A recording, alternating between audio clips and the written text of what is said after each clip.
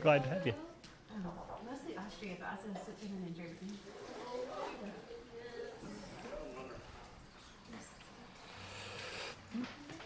All right, chapter 18 of Genesis. We're not going to read it all at the beginning because I'm ambitiously trying to get through the entire chapter. Nora has challenged me to get through Genesis before she goes to college, and so we gotta keep going. And no promises, but we're gonna keep going.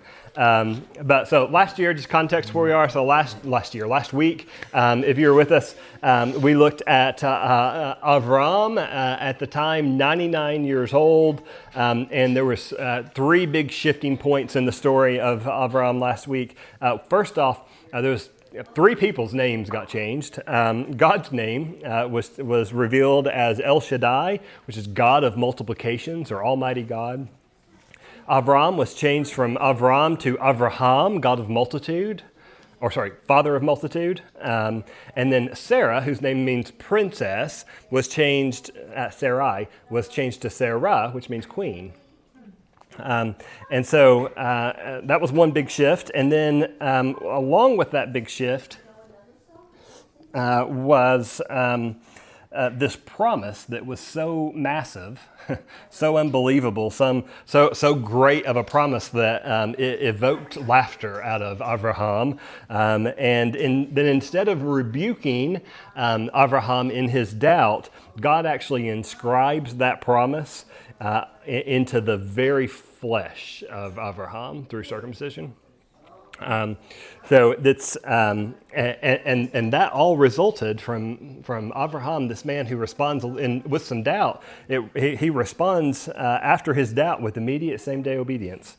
And so we left Avraham marked by a promise that was too big to believe, yet moving forward in faith anyway. And that brings us to chapter 18. So now Yahweh appeared to Avraham by the oaks of Mamre. Remember the oaks of Mamre, right? Oaks of Mamre. This is the garden spot the Eden spot for Avraham.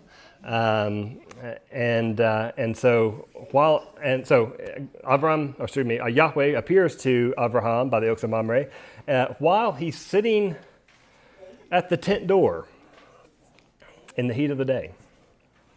What else happens at the tent door? Anybody know?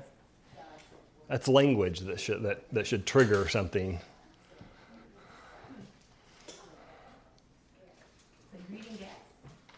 Okay, yeah. Well, in this case, yes. It'll be later on. We haven't gotten to it, so I'm not going to fault you for it. But it'll be later on in the book of Exodus. Lots of things happen at the tent door of the tabernacle, right? This is where sacrifice happens. This is where intercession happens.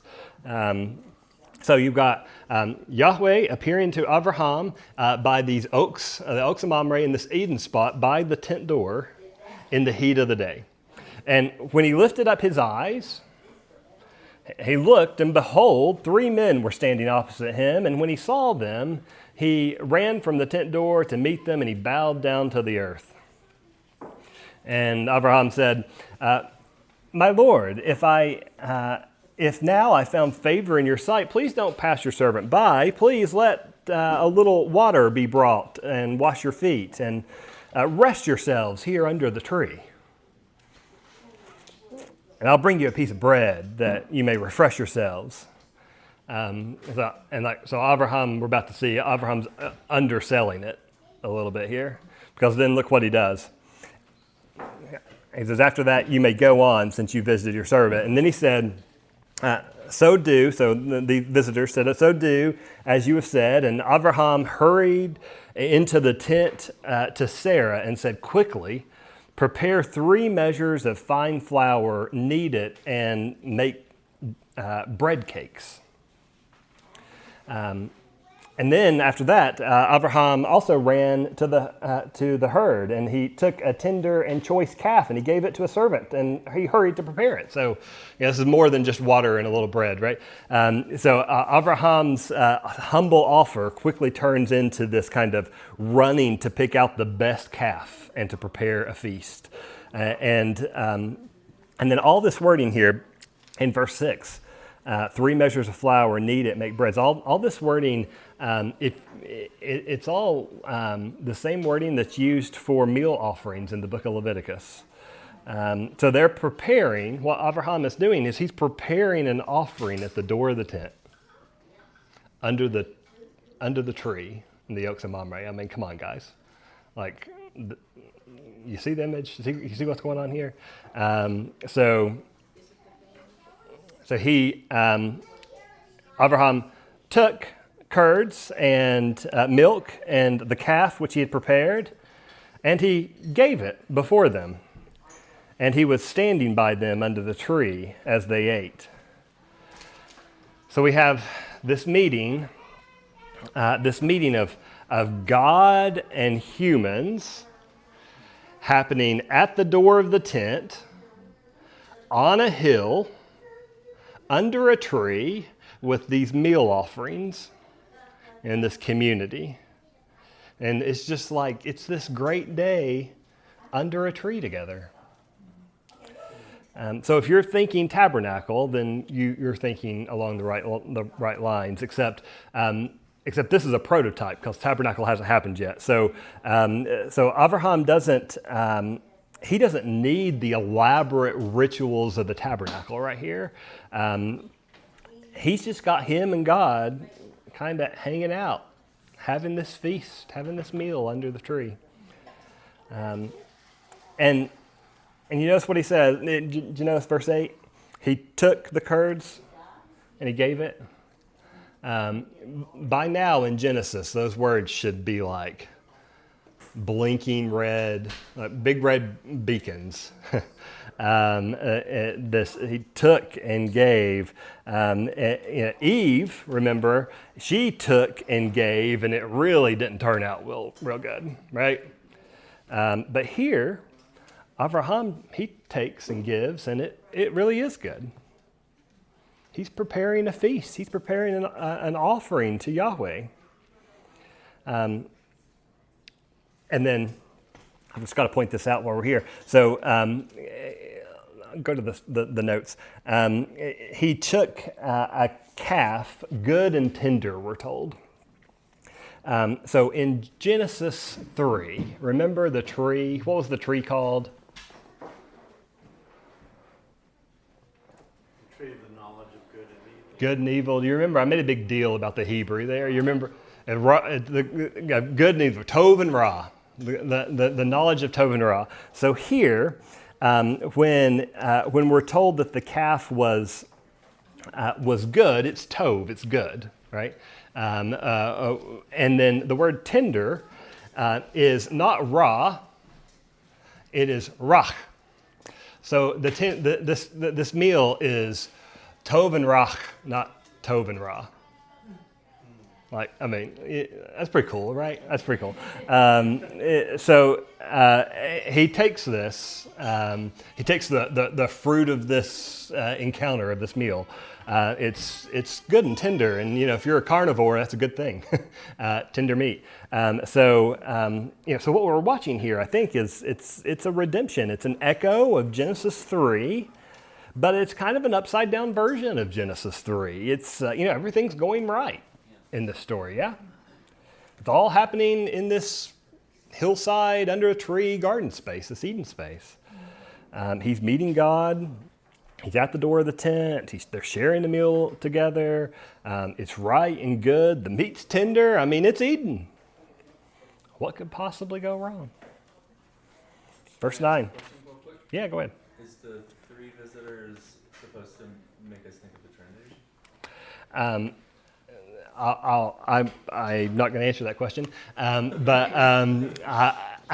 you can think about it that way. A lot of people in the history of the church have thought about it that way.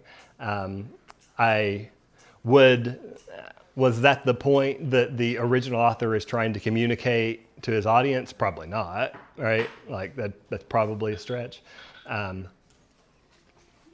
Although we will find out in just a little bit that two of these visitors later on will be called messengers,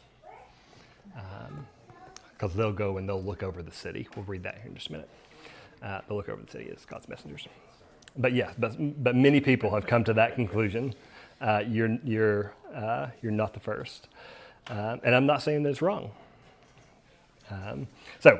Verse 9. Then they said to him, these three people, they said to him, "Where is Sarah, your wife?" Now, no one's told them her name, so they're giving away something. They've got some knowledge that they haven't been told yet in the story. And Abraham said, "There in the tent." He said, "I will surely return to you at this time next year, and behold, Sarah your wife will have a son." Now, if Abraham didn't know who was in the tent now, he knows now, right? What's that language? This is the same promise that Yahweh had given back last chapter and back a couple chapters before that. And so Sarah was listening at the tent door, which was behind him. Now, Abraham and Sarah were old, and they were advanced in years. Sarah was past childbearing, and like we're talking biologically, past childbearing is what we're talking here. Verse 12, Sarah laughed to herself, saying, "After I've become worn out, shall I have pleasure? My Lord being so old also?" That word pleasure, you remember when we were back in Genesis 3? That word pleasure is the word Eden. Shall I have Eden? It's the land of delight. If you remember, that's what Eden means. So he's talking here, or Sarah's talking here, not just about the pleasure of having a child. She's indicating here that her marriage bed's dried up, right? So last week, Abraham had his moment of doubt. Here we see Sarah's moment of doubt surfacing, and it's a window inside of her because we're told she laughs to herself, which I think's understandable.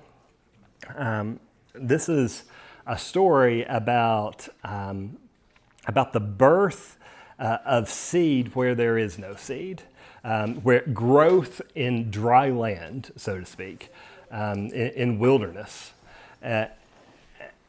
And it's about even more than that. It's about a marriage that's now worn out. I mean, think back through the story of Abraham and Sarah's marriage.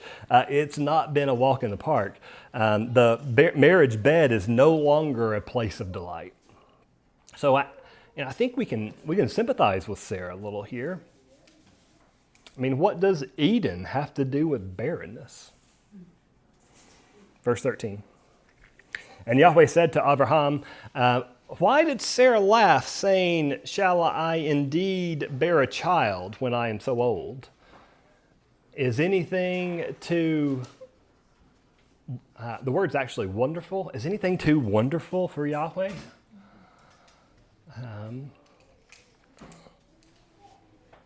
So yeah, we can sympathize with Sarah, but at the same time,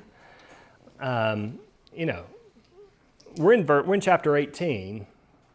It was only 17 chapters ago that we watched God create cosmic order out of darkness, right? It was not that long ago that we saw him plant a garden of delight in a dry desert. So, is anything too possible for Yahweh? I think we've been trained over the last 17 chapters to say no, right? He can bring about what is out of what is not. Verse 14. At the appointed time, I will return to you at this time next year, and Sarah will have a son. Sarah denied it, however, saying, I didn't laugh, because she was afraid. But he said, oh, no, you did laugh. And that's the end of the story. Isn't that great? So let's review for a second. So you got God and humans at the tent, on the hill, by the door, and they're having this meal together, they're feasting together, and God makes a promise, and this isn't a command like it was in Genesis 3, don't eat. This is a promise, and it's a promise that is responded to by a lack of faith. She laughs, she's basically in Yahweh's face. Right? They're on the other side of the tent, and Sarah laughs in his face, essentially. Then Yahweh comes and he confronts that lack of faith, and when he does, Sarah panics and she lies. By the way, go back to the other sermon notes. The word lie in Hebrew is kakash, which is one letter different from the word snake of nakash. I think what the Genesis writer is doing here is this is a clever way of saying that this is Sarah acting like a snake. This is their snake moment. Abraham has had his snake moment. Then outside the tent, he had his redemption moment here in Genesis from Genesis 3. But here, Sarah inside the tent, she's imitating the nakash. With her kakash, right? She's being a snake with her lies. So back in Genesis 3, it took an outside creature. I feel like my back's to you all. I'm going to move. It took an outside creature to really.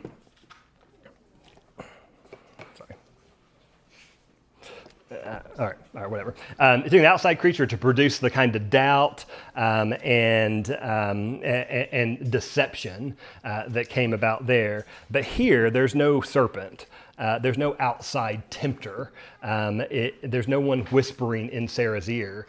Sarah takes on that role herself. She manufactures both the doubt and the lie on her own. And she does so standing close enough to hear the voice of the living God at the same moment that he is demonstrating that he's declaring his promises, knowing more than he should, right? Winter, you might have to help me with this. Will you help me make it stand? Here. So the men get up and they leave Abraham and they walk towards the ridge overlooking Sodom. So now let's pick up in verse 16. Then the men rose up from there and they looked down towards Sodom, and Abraham was walking with them to send them off. And then there's this little inner dialogue that Yahweh has. He's kind of talking to himself. And this is what he says, verse 17. I think I should include Avraham in my plans for the nations. After all, he's going to be the source of blessings for all these nations, right?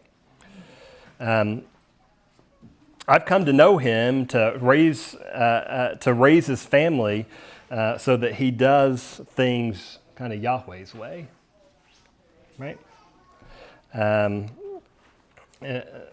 Verse 19.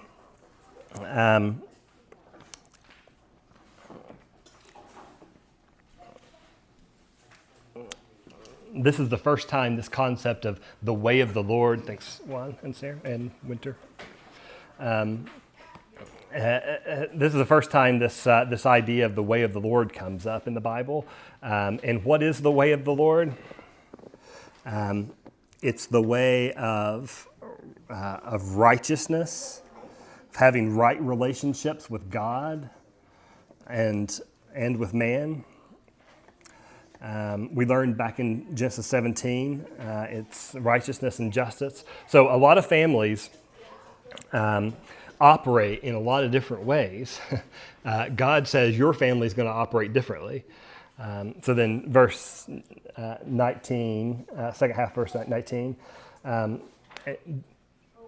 you're going to walk in the way of the Lord so that Yahweh may bring upon Abraham what he has spoken about him. So, that makes us stop and say, well, hold on a second, I thought Yahweh was just going to do this. He was just going to make it happen. But no, the only way for this thing to work is if Abraham is in some kind of real partnership with Yahweh, with his children. God's not going to just do this despite Abraham. God is going to, he wants a contributing partner in this plan. And I don't know what to tell you other than welcome to a plot tension that just goes throughout the entire Bible. And welcome to a plot tension that I'm going to tell you, I'm going to argue that I'm fairly deeply Reformed. I've got all my training in Reformed theology. This is an area where we've tried to explain it away to the detriment, I think, of attention in the text. Is it Yahweh is going to do it? It's all Yahweh and no Abraham? Abraham, he has something to do here, right? There's a real partnership here, but we know Abraham, he's not going to do it well, right? So is Yahweh, is he going to do it if Abraham doesn't? He's not going to do it without humans. But humans are also the problem and the reason that God's plan's struggling in the first place. Are you with me? This tension is the biblical tension. It is the plot tension of the Bible.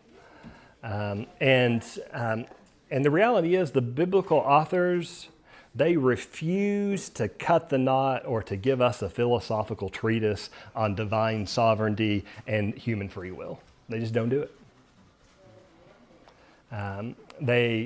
What they do is they bring up this tension. They walk us to the precipice of this tension in story after story after story in Scripture. And they say, listen, you just got to trust that this thing that Yahweh can bring about, he can bring about, but he's not going to do it without us. He's not going to do it just despite us. He's going to do it in partnership with us. All right, verse 20.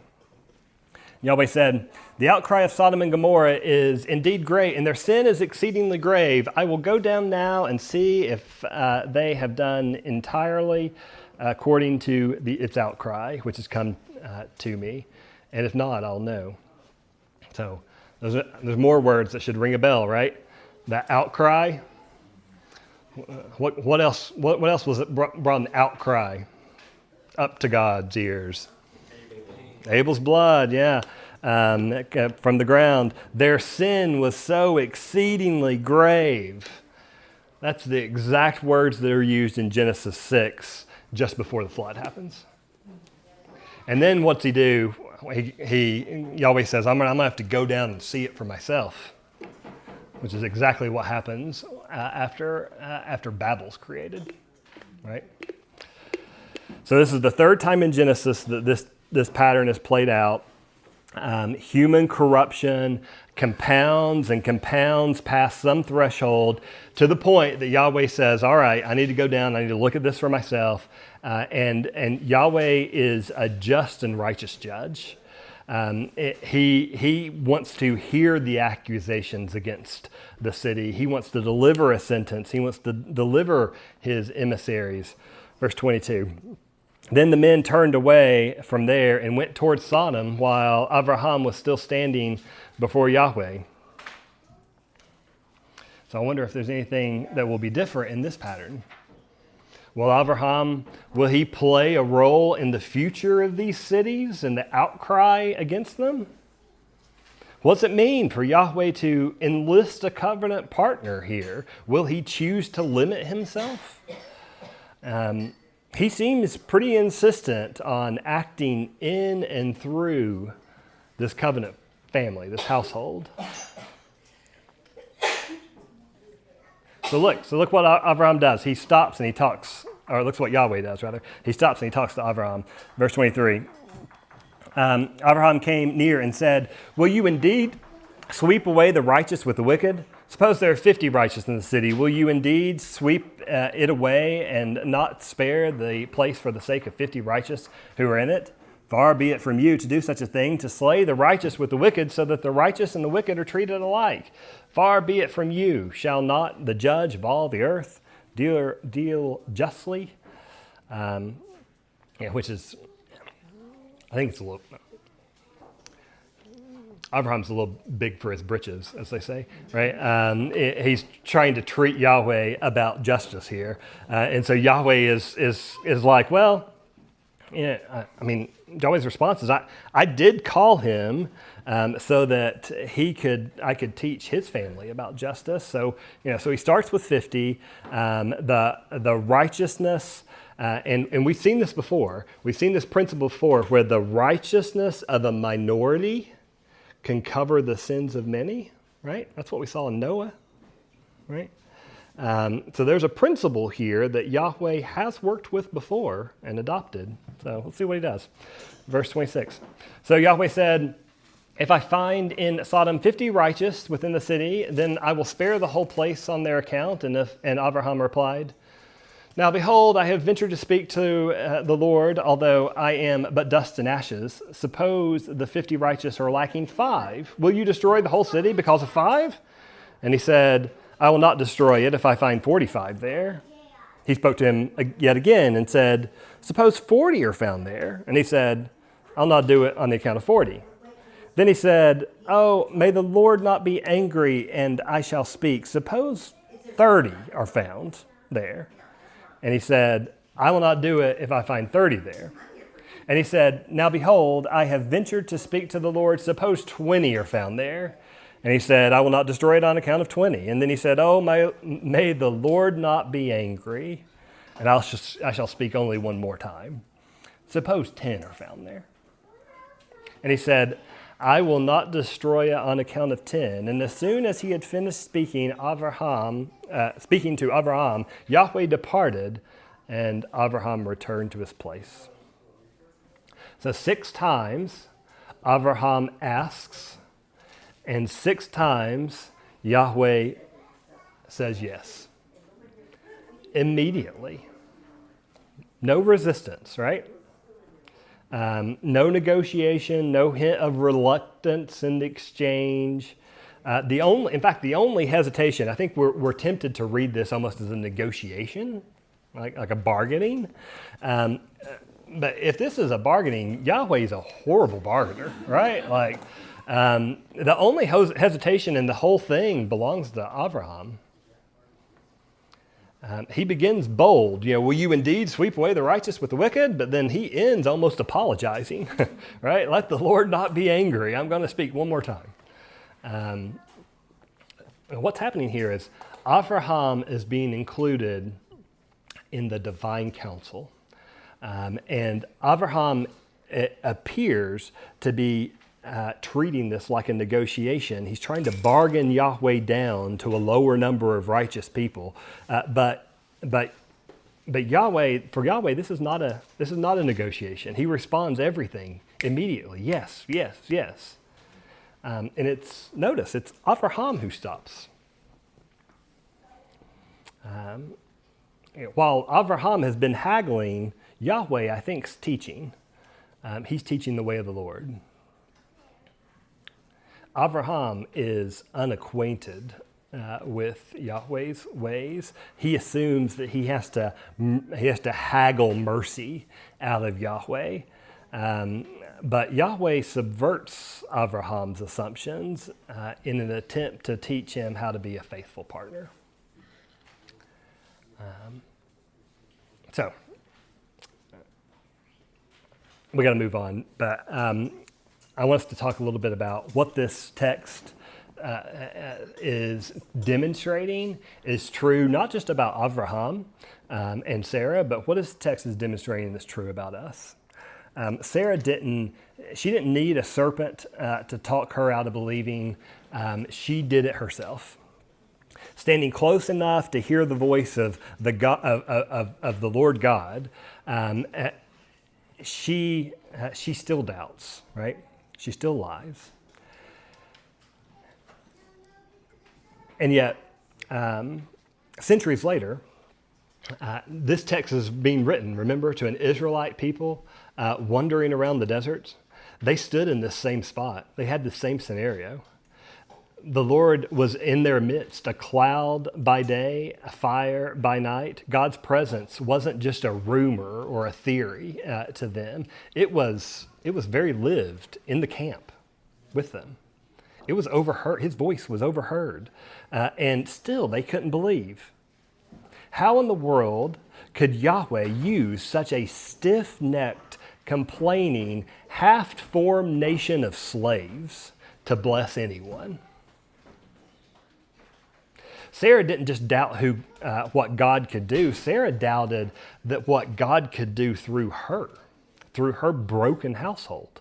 Israel didn't just doubt God's power. They had seen God's power. They doubted God's power could work through them.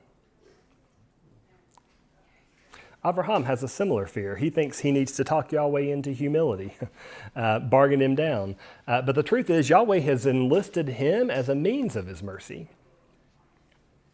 So, I think if we reflect, as I reflect, I think I'm a lot like this. I don't typically struggle believing that God could bless the world. But I can struggle pretty mightily believing that God could possibly bless the world through his people. I don't know if you've ever noticed it, but God's people are pretty messed up. Even if we try our best to be faithful, we tend to make a mess of things. I mean, churches split all the time. Family relationships fracture. We constantly put too much emphasis in one area at the expense of another. How is it possible that God could use his church, his people? How could God possibly use my household? I'm so often reminded of my failures.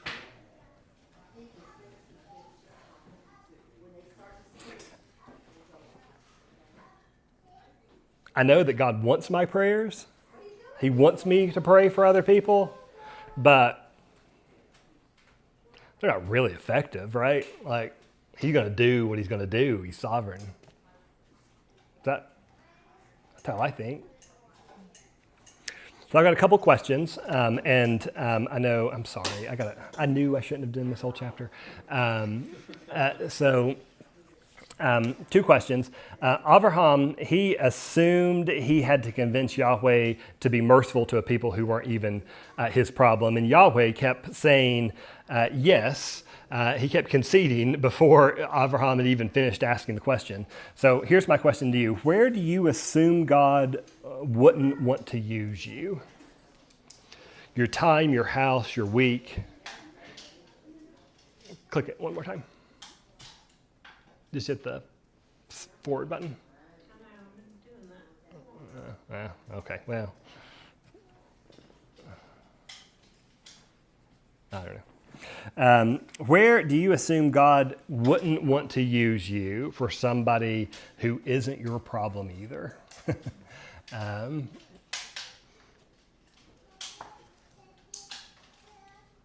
Is there a place, let me see if I can reword that. Is there a place that it's unbelievable that God would want to use you for somebody else's problem.